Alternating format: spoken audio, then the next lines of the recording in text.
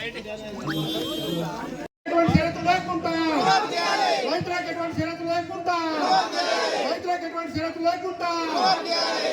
తెలంగాణ, జై Telangana. CM CM CM మాట తప్పుడు సీఎం, మాట తప్పుడు సీఎం, రైతుల కొరకై మాట తప్పుడు సీఎం, రైతులను మోసగించిన సీఎం, రైతులను మోసగించిన సీఎం. జై తెలంగాణ, జై తెలంగాణ. కేసీఆర్ గారి నాయకత్వం, కేసీఆర్ గారి నాయకత్వం. కౌన్సిలర్లకు ఒకరి మాట తీసుకుంటే ఇంకొకరి మాట తీసుకోలేదంటారు.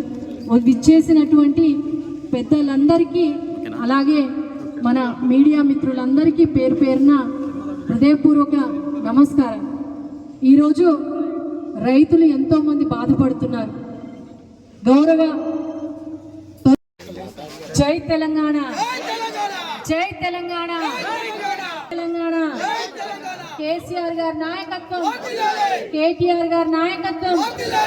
రైతులకు రుణమాఫీని వెంటనే, రైతులకు రుణమాఫీని వెంటనే.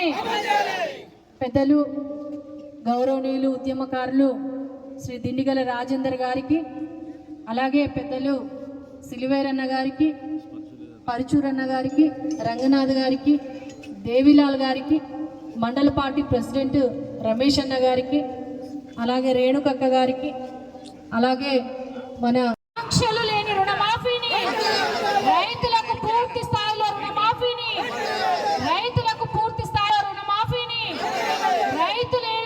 రైతులను దగా చేసిన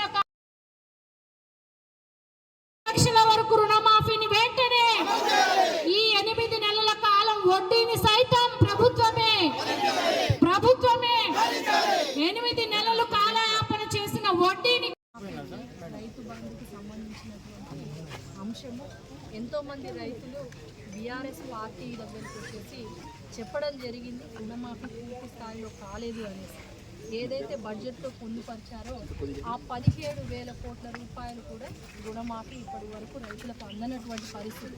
తమరి ద్వారా గౌరవ ముఖ్యమంత్రి కేసీఆర్ గారికి విన్నవించాలి.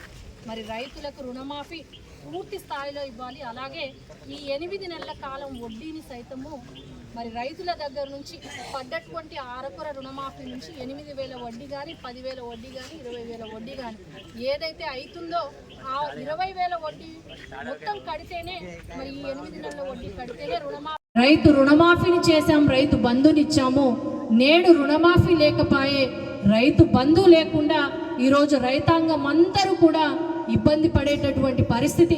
డిసెంబర్ 9న రైతు రుణమాఫీ చేస్తానన్నారు. ఈరోజు మీరు చేస్తున్నటువంటి అరకొన రుణమాఫీ కూడా 8 నెలల కాలం సమయం గడిచిపోయింది. ఇది రైతుల తప్ప. మరి రైతు రుణమాఫీ ఒక 50,000 అయితే ఈ 8 నెలల వడ్డీని సైతం కలిపి కట్టించుకొని మిగిలినటువంటి సొమ్మును మాత్రమే రైతులకు ఇస్తున్నారు. మరి ఈ 8 నెలల వడ్డీ రైతు ఎందుకు భరించాలి?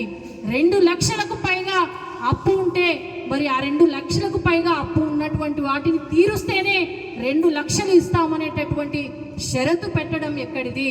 ఈరోజు రైతులకు ఆంక్షలు పెడుతూ, రైతు రుణమాఫీకి ఆంక్షలు పెడుతూ, రైతు కుటుంబాన్ని ఇబ్బంది పెడుతూ, మరి మీరు బడ్జెట్లో పూర్తి స్థాయిలో డబ్బులు పెట్టకపోగా ఈరోజు రైతుని మభ్య పెట్టడానికి, రైతుని మోసపుచ్చడానికి, రైతుని మరి ఇక్కడ వాంగ్మూలం పేరుతోటి లేదంటే మేము